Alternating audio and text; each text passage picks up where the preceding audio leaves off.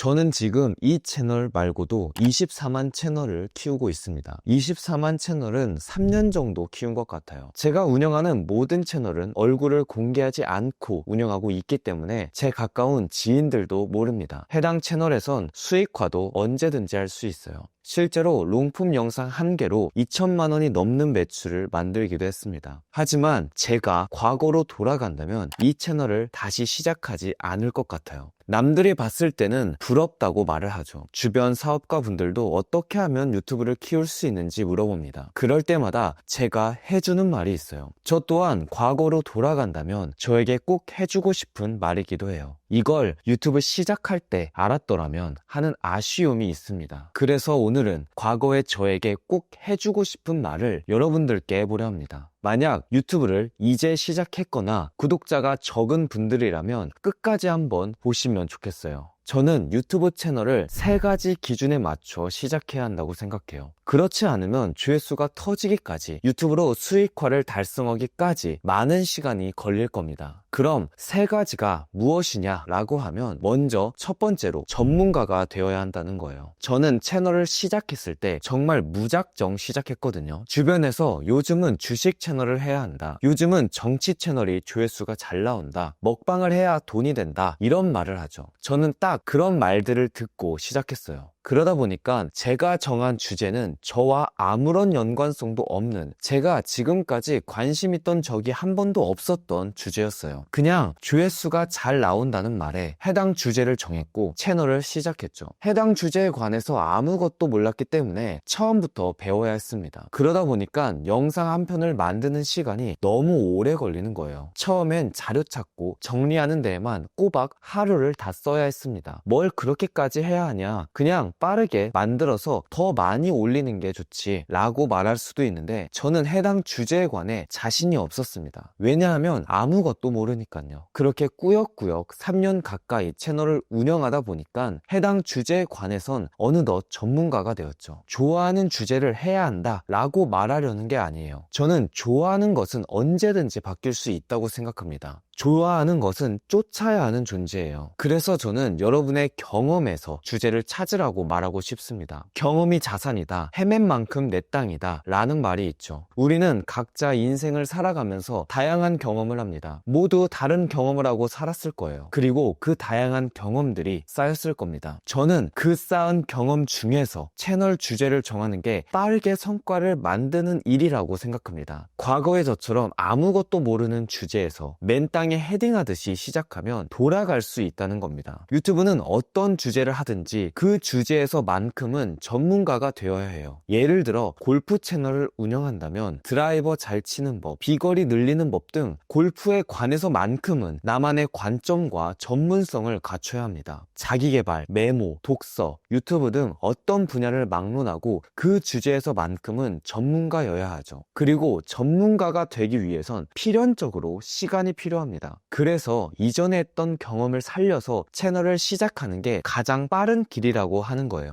과거에 저는 이걸 몰랐습니다. 그래서 많은 시간을 돌아왔죠. 이미 3년 동안 공부했던 주제는 전문가가 되었지만 다시 돌아간다면 그때의 제가 했던 경험들, 제가 잘 알고 있었던 주제로 채널을 시작했을 거예요. 두 번째, 시장성이 큰 주제를 해야 한다. 그럼 내가 잘 알고 있는 주제면 채널이 빠르게 성장할까요? 그렇지 않다는 걸 직감적으로 아실 겁니다. 좋아하는 일, 잘하는 일, 이런 식으로 선택지를 나누는데 저는 좋아하는 일이든 잘하는 일이든 시장성을 반드시 고려해야 한다고 생각해요. 그렇지 않으면 채널이 성장하지 않을 뿐더러 상품 판매로 연결짓기도 어렵습니다. 유튜브를 보면 이미 대중성을 갖춘 주제들이 있죠. 예를 들어 스킨케어, 자기개발, 생산성, AI, 이런 주제들은 모두 구독자 10만 이상 채널이 존재하며 충분한 시장성을 갖춘 주제라 말할 수 있습니다. 제가 수백 명의 수강생들의 유튜브 채널을 살펴보면서 한 가지 알게 된 사실이, 이 시장성을 무시하면 절대 안 된다는 거예요. 시장성을 무시하면 채널의 성장과 판매 매출에 한계가 있다는 걸 정말 뼈저리게 느꼈습니다. 여러분이 조회수 수익을 기대하든 상품 판매 매출을 기대하든 유튜브로 돈을 벌려면 주제의 시장성을 반드시 확인해야 해요. 조회수 수익과 상품 판매를 보면 시장의 크기에 따라 벌 수 있는 돈의 상한선이 분명히 존재합니다. 사람들에게 필요한 제품을 만들어도 그 제품을 필요로 하는 사람이 10명뿐이라면 돈을 벌 수 없겠죠. 또한 내가 아무리 영상 내용을 유익하게 잘 만들었어도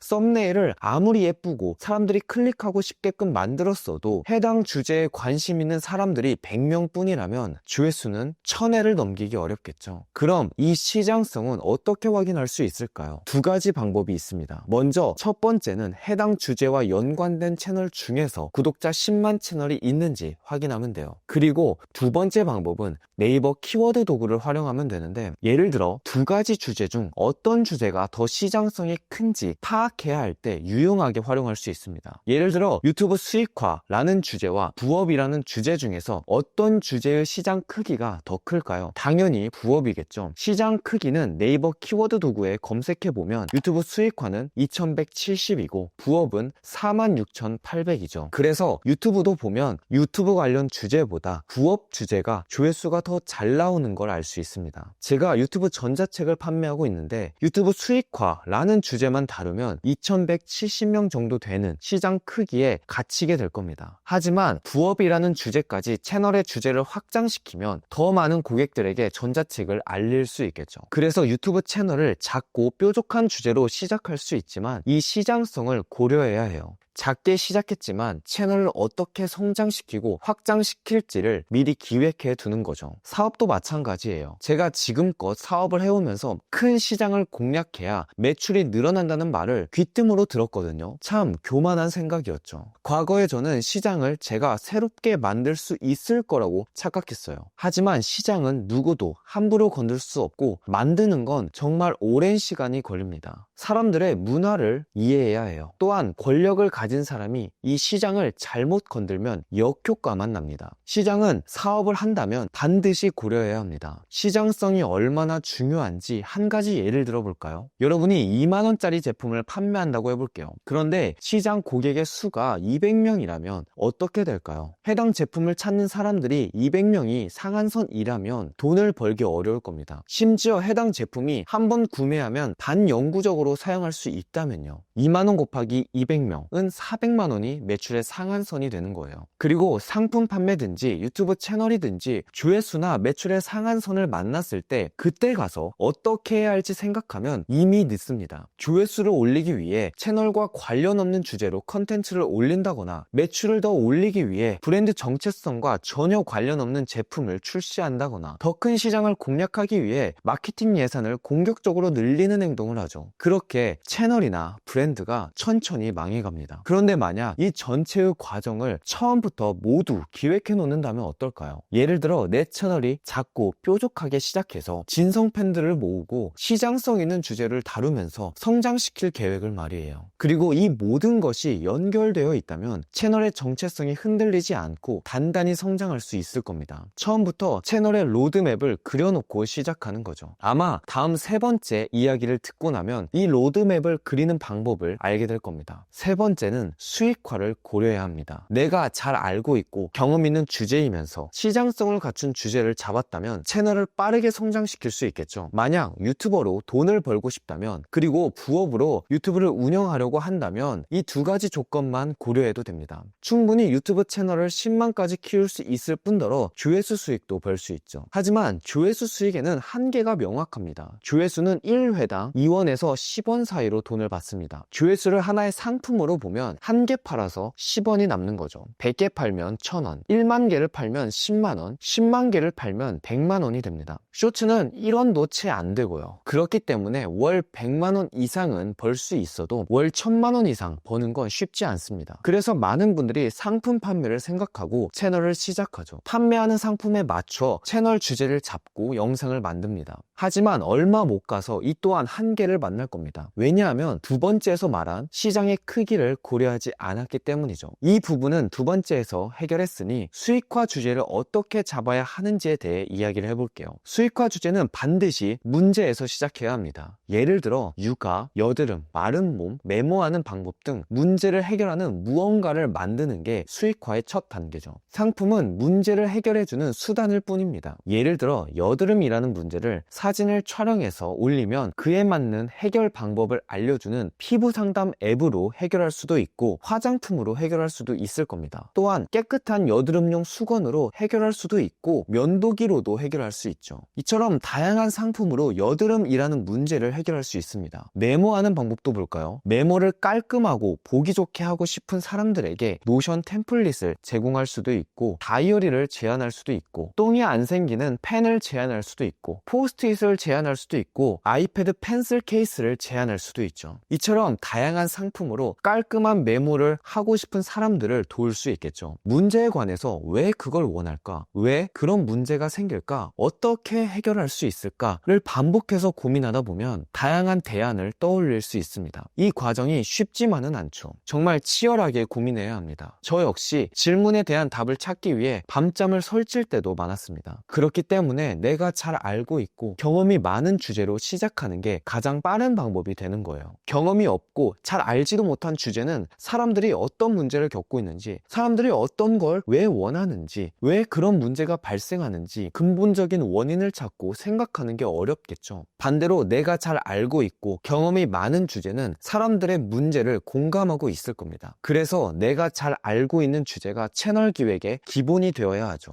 저는 채널을 기획할 때 수익화를 고려한 시드 주제, 시장성을 고려한 성장 주제, 사람들에게 채널을 어떤 주제로 인식시킬지를 말하는 확산 주제, 이렇게 세 가지 주제로 채널을 기획합니다. 그리고 이를 주제 정렬이라고 말해요. 이 세 가지 주제는 모두 제가 잘 알고 있는 경험한 주제 안에서 정하며 모두 연관성을 갖추고 있죠. 앞에서 제가 말한 키워드 도구를 사용해보면 주제의 시장 크기부터 주제와 연관된 문제까지 알 수 있을 겁니다. 만약 주제 정렬에 대한 내용을 좀 더 알고 싶다면 무료로 확인할 수 있는 링크를 고정 댓글에 남겨둘 테니까요. 확인해 보시면 될 것 같아요. 오늘은 제가 24만 채널을 키우고 나서야 알게 된 주제 정렬에 관해 이야기를 해봤는데요. 유튜브를 무작정 시작하는 분들이 많은데 그러지 않았으면 하는 바람으로 이번 영상을 만들어 봤습니다. 드라마 쇼츠, 정치 이슈 쇼츠를 만들어서 조회수 수익을 버는 건 분명한 한계가 있을 뿐더러 여러분만의 추월 차선이 아닙니다. 여러분이 가장 잘 알고 있고 시장성과 수익화를 할 수 있는 채널을 시작하시면 좋겠어요. 제가 저만의 추월 차선을 찾은 것처럼 여러분도 여러분만의 추월 차선을 찾을 수 있었으면 좋겠습니다. 그럼 오늘 영상 끝까지 봐주셔서 감사드리고 지금까지는 전자책 집필에 집중하느라 영상을 못 올렸는데 앞으로는 자주 여러분들과 만나 뵙도록 하겠습니다. 감사합니다.